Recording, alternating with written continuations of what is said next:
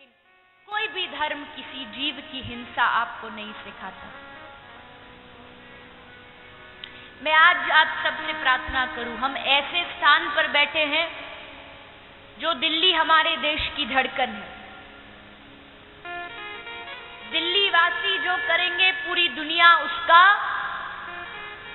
उसको फॉलो करेगी, क्योंकि सबको लगता है यहाँ रहने वाले लोग बड़े मॉडर्न हैं, सभ्य हैं, ऊंचे तबके के हैं, सब उसका अनुसरण करते हैं। मैं आपसे एक प्रार्थना करूं, आज हमारे देश में, हमारे समाज में एक बहुत भयंकर गलत धारणा बढ़ती जा रही है। वो है किसी पशु को मार करके उसको खाना।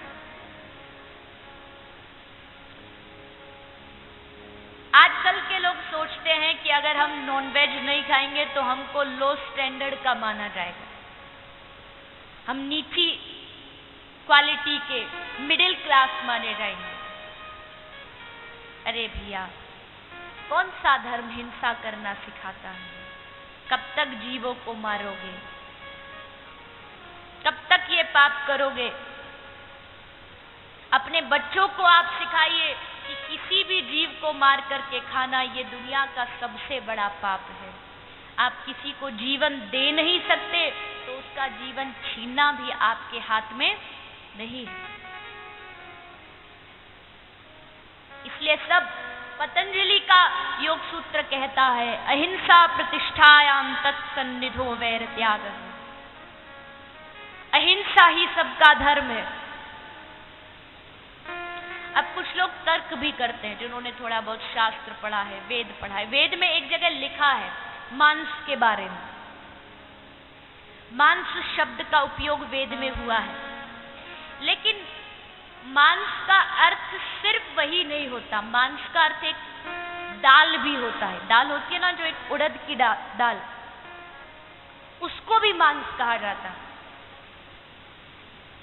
कई बार अर्थ का हम लोग अनर्थ कर देते हैं। एक मांस उसको भी कहते हैं, आपने सुना होगा एलोवेरा जो होता है, ग्वारपाठा, उसका जो गूदा होता है उसको भी मांस बोल देते हैं। तो अगर किसी शास्त्र में मांस के बारे में लिखा भी है तो उसका अर्थ अलग है, उसका अनर्थ नहीं होना चाहिए। इसलिए पशु हत्या, गाय हत्या, आपको पता हो नहीं पता हो, दिल्ली की एक बहुत बड़ी यूनिवर्सिटी है जिसमें वहां के बच्चों ने एक रीत चलाई विदेशों के आधार पर। जैसे विदेशों में बीफ पार्टी होती है, वैसे भारत में दिल्ली की एक यूनिवर्सिटी में बीफ पार्टी मनाने का प्लान बना, गौमांस का पार्टी।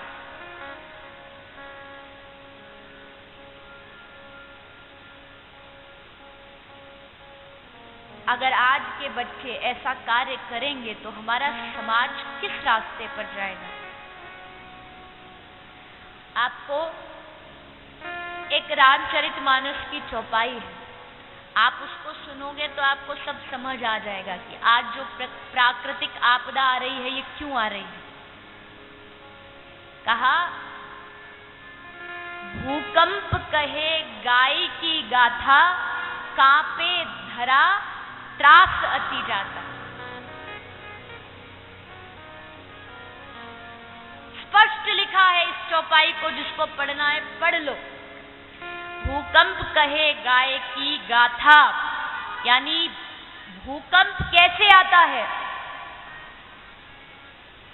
रामचरितमानस कहती है गाय की गाथा। जब जब गाय पर अत्याचार होगा, जब जब पशुओं पर अत्याचार होगा, पृथ्वी पर उसका प्रभाव पड़ेगा।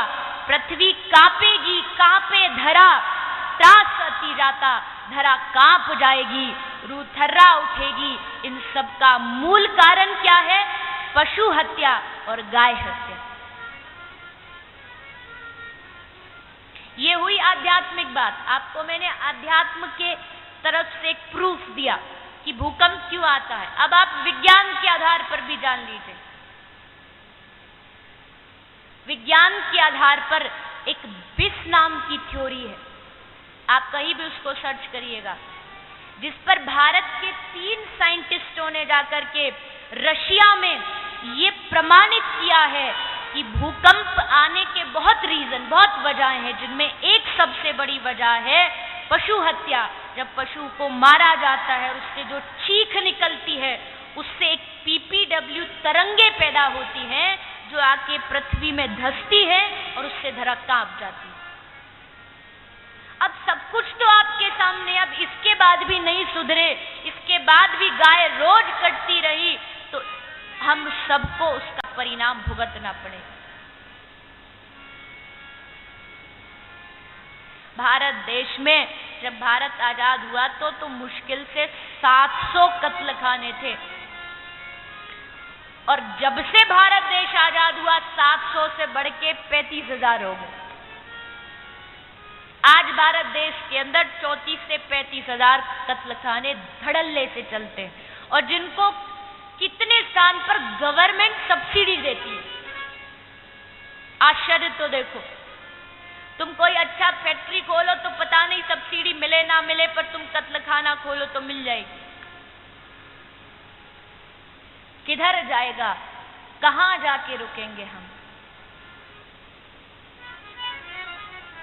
अब आप कहोगे कि ये सब आप हमें क्यों सुना रहे हो, हमने थोड़ी कत्लखाने खोले हैं। कत्लखाने हमने नहीं खोले, लेकिन गाय को सड़कों पर तो हमने छोड़ा है। अगर वो सड़कों पर नहीं घूम रही होती तो क्यों वो कत्लखाने कटने जाती, क्यों उन पर इतना अत्याचार होता? कभी गाय को कैसे कत्लखाने में मारा जाता, कभी कहीं देखना आपकी रूह कांप उठेगी। इतना अत्याचार गौ माता पर किया जाता है। गौ माता के शरीर के लिए, जिसको हम लेदर बोलते हैं, लेदर के उपयोग के लिए कितनी गौ हत्या रोज होती है। मैं माताओं से भी प्रार्थना करूं, आप सब अच्छा दिखना चाहती हैं, अच्छा दिखिए, खूब बढ़िया पहनिए, खूब बढ़िया दिखिए, पर कोई भी लेदर से जो चीज बनाई गई हो उसका उपयोग मत कीजिए। अगर आप उसको पहनेंगी, चाहे वो पर्स हो, चाहे वो कोई बेल्ट हो, चाहे कुछ भी हो, वॉलेट हो, अगर आप लेदर से बनी हुई चीज का उपयोग करते हो तो आप भी गो हत्या में भागीदार हो। आपने नहीं किया, लेकिन उसको बढ़ावा तो आपने दिया। बचो उस चीज से। एक चीज जो मैं आज सबसे अवश्य कहना चाहती हूं, जो दिल्ली की सबसे बड़ी समस्या है, दिल्ली माने बड़े बड़े जो शहर है, बॉम्बे है, दिल्ली है, आदि आदि, हैदराबाद, बड़े बड़े जो शहर हैं, इनमें एक सबसे भारी समस्या गौ माता के लिए आप जानते हैं क्या है? पता है किसी को? सबसे बड़ी समस्या आज के समय में बड़े बड़े शहरों में गौ माता के लिए है प्लास्टिक, पॉलिथीन। जिसको करता कौन है? जिस प्लास्टिक का उपयोग कौन करता है? हम लोग। इसको कैसे रोका जाए?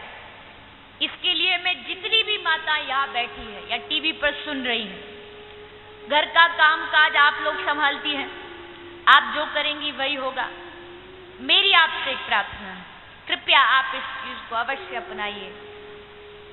आप पॉलिथीन का उपयोग बिल्कुल बंद कर दे तो उससे बढ़िया तो कोई बात हो ही नहीं सकती, पर फिर भी अगर कहीं आपको पॉलिथीन उपयोग करनी पड़ रही है तो एक काम आप अवश्य करें। आप अपने घर में जो भी कचरा इकट्ठा करती हो उसको फिर जब डस्टबिन में डालती हैं, किसी भी खाद्य पदार्थ को, खाने की कोई चीज, कोई छिलका हुआ, कोई सड़ा गला फल हुआ, कोई सड़ी सब्जी, टमाटर हुई, उस किसी भी खाद्य पदार्थ को आप किसी भी प्लास्टिक के पॉलिथीन में बंद करके कचरे में मत डालिए। आपको जो भी खाद्य पदार्थ डालना है, एक सबसे बड़ी बात, उस खाने की चीज के साथ कोई ऐसी नुकीली चीज मत डालिए जिससे गौ माता उसके चक्कर में उस नुकीली चीज को भी खाए और पेट में जाके घाव करे। हम क्या करते, सारा खाना, सारे घर का प्लास्टिक वो सब इकट्ठा करके एक में बंद करके फेंक देते। वहां भोजन की खुशबू आती, गौ माता पहुंचती है, कचड़े के साथ साथ उस भोजन के साथ साथ पूरा पॉलिथीन, कील और जो भी चीज आती है वो सब खाती है। और प्लास्टिक इतनी भयंकर बीमारी है गौ माता के लिए जो किसी दवाई से ठीक नहीं हो सकती, सिर्फ ऑपरेशन से ठीक हो सकती। आप देखना, अब अपने गली मोहल्ले में गायों को घूमते देखना, इतना मोटा उनका उधर पेट हो जाता है। क्यों? क्योंकि उसमें प्लास्टिक जमा होता है। देख लेना कभी। इसलिए सब माताओं से मेरी प्रार्थना है कि आप सब कोई भी खाद्य पदार्थ को प्लास्टिक की पॉलिथीन में नहीं डालेंगे। सबसे ज्यादा गौ माता दिल्ली में इस प्लास्टिक से परेशान है।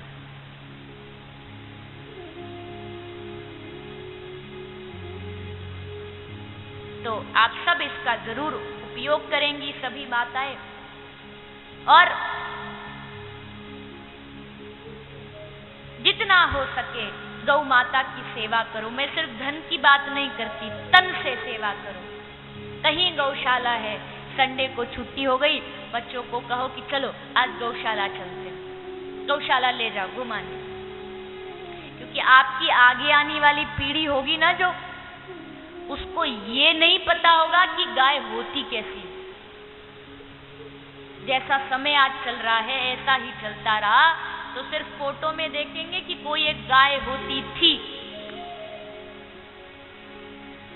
आजकल के किसी शहर के बच्चों को तुम पूछो ना, बेटा मक्खन किसको कहते, तो उसको नहीं पता मक्खन क्या होता। बस उसको इतना पता बटर होता है जो फ्रिज में रखा है, उसको कुछ नहीं पता इससे ज्यादा।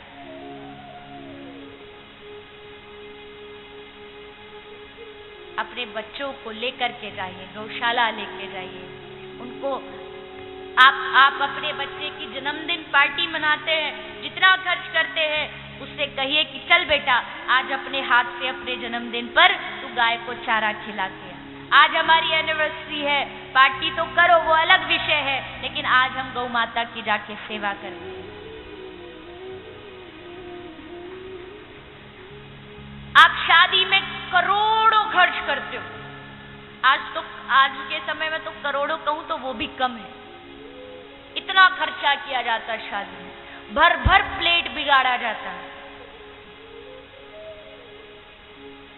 मुझे मालूम है आप सबको ये बात बड़ी अजीब हंसी की लगेगी कि अरे शादी में तो सब खर्च करते ही हैं, लेकिन खर्च करिए, लेकिन जितना आप अपनी शादियों में, रिसेप्शन में खर्च करते हैं, अगर उसका 10वां भाग भी भारतीय आदमी गौ माता के लिए खर्च करने लगा तो एक भी गौ माता सड़क पर भूखी नहीं घूमेगी। और चलो मैं दशांश छोड़ दो उस बात को। अगर आप कहो कि भाई हमारे पास तो धन नहीं, कैसे खर्च करें। आप लोगों में से कितने लोग हैं जिनके घर में रोज अखबार आता है? कितने लोग हैं जिनके घर में न्यूज़पेपर लगा? हाथ उठा के बताइए। बहुत लोगों के लगा, ज्यादातर। आप एक काम करिए, बस आपको ज्यादा कुछ नहीं करना। जो टीवी पर बैठे उनको भी यही बता रहे, आपकी जो अखबार आती है 365 दिन में अखबार आई, और सैटरडे संडे को एक एक्स्ट्रा भी कुछ आता है, कोई मनोरंजन आदि का। तो 365 दिन में आप लगाइए, 2 अखबार का वेट लगभग 180 ग्राम होता है। अगर आप अपनी 1 महीने की रद्दी अखबार की लगाओ तो लगभग 6 किलो रद्दी हो जाएगी 1 महीने की, 30 दिन की, सभी लगा करके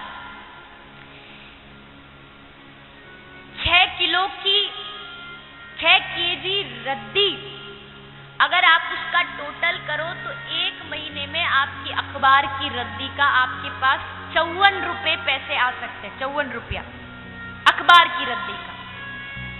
आप कुछ मत करिए, सिर्फ आपकी अखबार की जो रद्दी का पैसा 54 रुपया आए, अगर हर व्यक्ति उस अखबार की रद्दी का पैसा भी गौ माता के उपयोग में लगाने लगा हर भारतीय, तो गौ माता की रक्षा स्वतः ही हो जाएगी।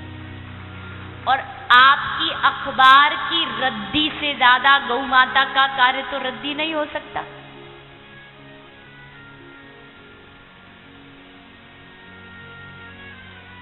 इतना भी अगर हम कर दें, आपने कभी विचार किया, आपने टीवी पर सुना होगा वो फलानी फिल्म इतना करोड़ कमा लिया, कैसे कमाया? सिर्फ थिएटर में जाके आप 100, 200, 300, 400 की टिकट ही तो खरीदते हो, लेकिन पूरा भारत जुट जाता है उसको देखने में। सब कोई चुकाते हैं पैसा और वो जुड़ जुड़ करके इतना हो जाता है कि उसकी संख्या अनेकों में पहुंच जाती है। अगर वही भारतीय ये तुलना कर ले, ये वादा कर ले कि जो हो हम अपना दशांश किसी भी अच्छे कार्य के लिए, किसी भी गौ माता के लिए निकालेंगे, तो कोई भी गौ माता रोड पर नहीं घूमेगी। और मैं सिर्फ धन की बात नहीं करती, ये भी याद रखिएगा, धन शायद बहुत लोग दे भी सकते हैं, लेकिन अगर आपके पास तन है तो तन से जा करके गौ माता की सेवा करो। तन से जाके उनके सर पर हाथ फेरो, पीठ पर हाथ फेरो, कभी प्यार से जा करके उनको निहारो, तन से सेवा करो। कोई भी गौ माता किसी बीमारी से ग्रस्त ना हो। एक तो कत्ल खाने में मारी जाए वो अलग विषय है, कुछ गौ माता बेचारी निर्दोष बीमारी से मारी जाती है। आपको बुखार है, आपको कुछ है, तो आप सीधा एम्स पे जाओगे या अपोलो में जाओगे। गौ माता बीमार है, आपने सोचा वो कहाँ दिखाने जाएगी? गौशाला भी भेज दो तो गौशालाओं में भी उतना साधन नहीं जुटा पाते कि उनका इलाज हो सके, क्योंकि गौ माता को भी बड़ी बड़ी भयंकर बीमारी होती है, सारी बीमारियां होती है, उनका इलाज कैसे होगा? दिल्ली का तो पता नहीं मुझे यहाँ है या नहीं है, गौ माता के लिए कोई अस्पताल, हॉस्पिटल नहीं है, तो होना चाहिए। लेकिन ब्रजधाम में इस अस्पताल का, हॉस्पिटल का निर्माण किया ही इसलिए गया क्योंकि ब्रज में गौशालाओं की कोई कमी नहीं। आपने देखा होगा, वृंदावन जाते हो, बरसाना जाते हो, खूब गौशाला है, लेकिन उन गौशालाओं में अगर गौ माता बीमार पड़ जाए तो फिर परेशानी हो जाती है, अब कहाँ लेके जाए। इसलिए इस यज्ञ को प्रारंभ किया गया कि गौ माता के लिए एक ऐसा स्थान हो जहां गौ माता आराम से बैठ करके उनका इलाज हो सके। आप जानते हैं ये दिल्ली का जो नेशनल हाईवे है, आगरा में जाता है, इस पर खूब गाड़ियां चलती हैं, बड़े बड़े ट्रक चलते हैं रोज। और क्या होता है, बड़े ट्रक सब अंधाधुंध चलते और आके गौ माता में टक्कर मार के भाग जाते हैं। अब वो पड़ी है वहीं पर, कौन रक्षा करेगा? कौन झंझट में पड़ेगा? और वहां पड़ी वो प्राण त्याग देगी। इसलिए इस हॉस्पिटल का प्रारंभ किया गया। और अभी प्रयास है कि ब्रज की सभी गौ माताओं को लाया जाए। उसके बाद आगे भी ठाकुर जी कृपा करें तो आसपास जितना भी इलाका है वहां सब जगह की गौ माताओं को ला करके उनका इलाज किया जाए। हर वो सुविधा गौ माता को दी जाए जो एक इंसान को दी जाती है। और मुझे प्रसन्नता भी इस बात की है कि वहां जो लोग सेवा दे रहे हैं, जो वहां सेवा कर रहे हैं, वो सब भी इतना कार्यरत उस सेवा में है कि किसी भी प्रकार से गौ माता को कोई असुविधा ना हो। रात्रि को अलग से 2-3 लोग आते हैं जो सिर्फ रात को ध्यान रखते हैं, और दिन में पूरा अलग प्रकार से सभी टीम को काम सौंपा गया है। आपको भी कहीं भी कोई गौ माता दिखती है, असहाय है, उपचार नहीं हो रहा है, तो आप प्रयास करें, फोन करें, एम्बुलेंस आ जाए तो अच्छी बात है, क्योंकि थोड़ा दूरी भी है और आसपास भी फोन आते रहते हैं, दिन भर एम्बुलेंस बाहर होती है, नहीं भी आ सकते तो आप अपने साधन से गौ माता को वहां छोड़ करके आइए, उनका इलाज कराइए। आते हैं लोग, बड़ी दूर दूर से गौ माता लेके आते हैं इलाज कराने के। और आप सब तो वृंदावन जाते ही होंगे, लगभग दिल्ली से सभी लोग वृंदावन जाते हैं। आप कभी भी जाए, एक बार अवश्य दर्शन करके आइए। रास्ते में ही पड़ता है होडल जो स्थान है।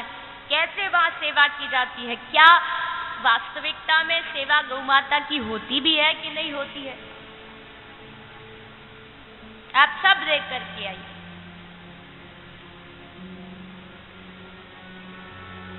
तो इसलिए गौ माता की रक्षा हम सबका ध्येय होना चाहिए, लक्ष्य होना चाहिए।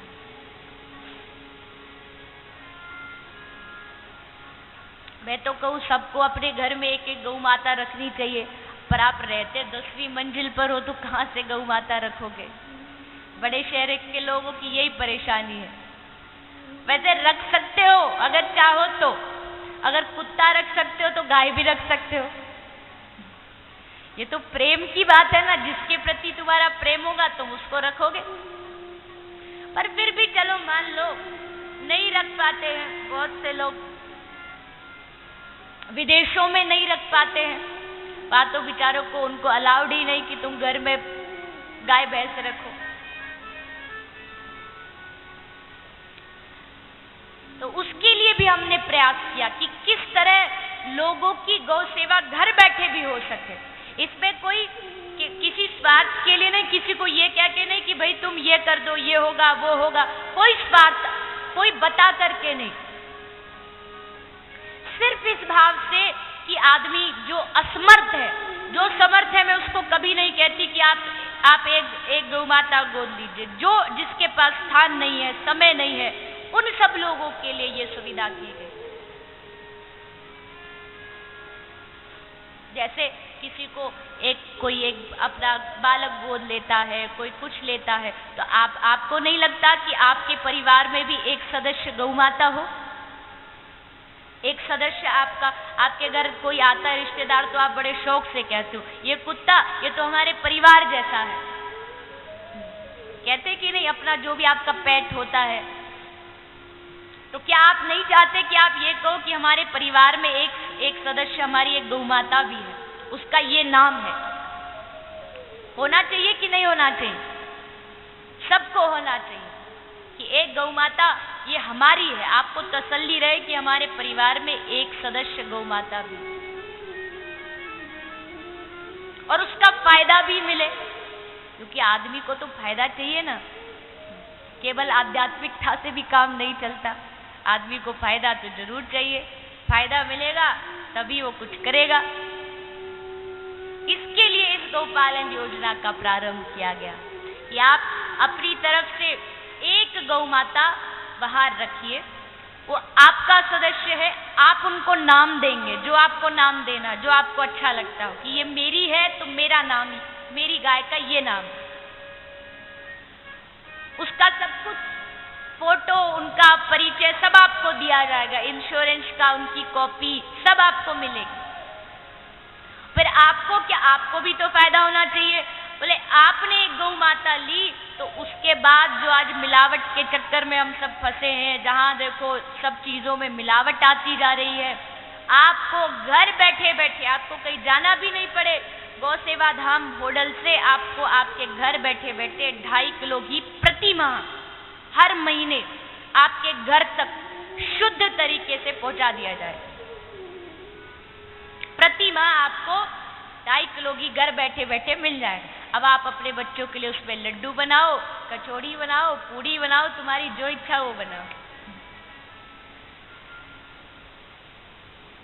और फिर सबसे बड़ा विषय कि आपको 6 वर्ष तक वो सब आपको मिलेगा 2.5 किलो घी, और फिर जो धनराशि आपने गौ माता की गोद के लिए वो आपको वापस भी लौटा दी जाएगी। अब चाहिए क्या आपको?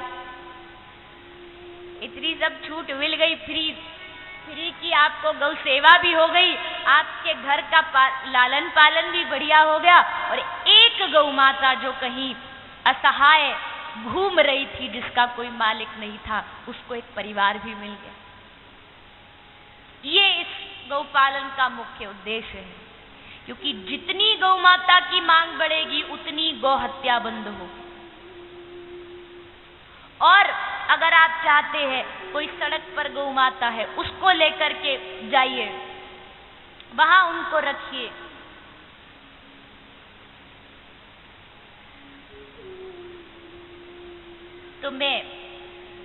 तो यही आप सबसे प्रार्थना करूं कि आप सब के परिवार में एक गौ माता सदस्य रूप में होनी ही चाहिए। और कितने सारे फोन तो हमारे पास ऐसे भी आते, बोले मेरे बेटे की अलग, मेरी बेटी की अलग, सबका अपना अपना रिश्ता होता है गौ माता से। कोई गौ माता को अपनी माँ बना लेता है, कोई उनको किस रूप में मानता है और किस रूप में मानता है।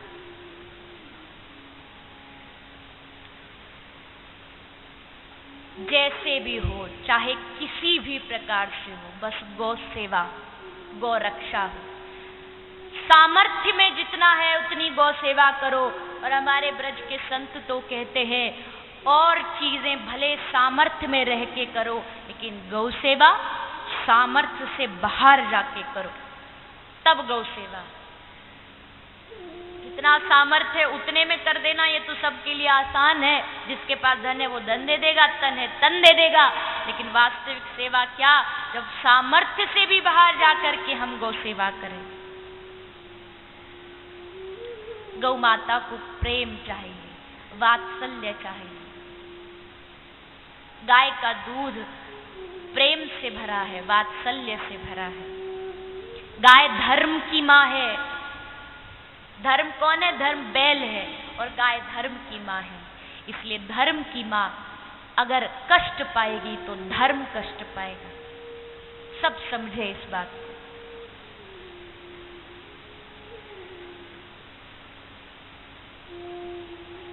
इसलिए गौ सेवा आप हम सबका मुख्य लक्ष्य होना चाहिए। किस प्रकार से, और जो भी आपका सुझाव है, मैं तो आपसे प्रार्थना करूं, आप सबके पास ट्रस्ट के नंबर है और आते जाते आप रहते, जरूर सुझाव दे के जाइए क्या अच्छा करें जिससे गौ सेवा हो, गौ रक्षा हो।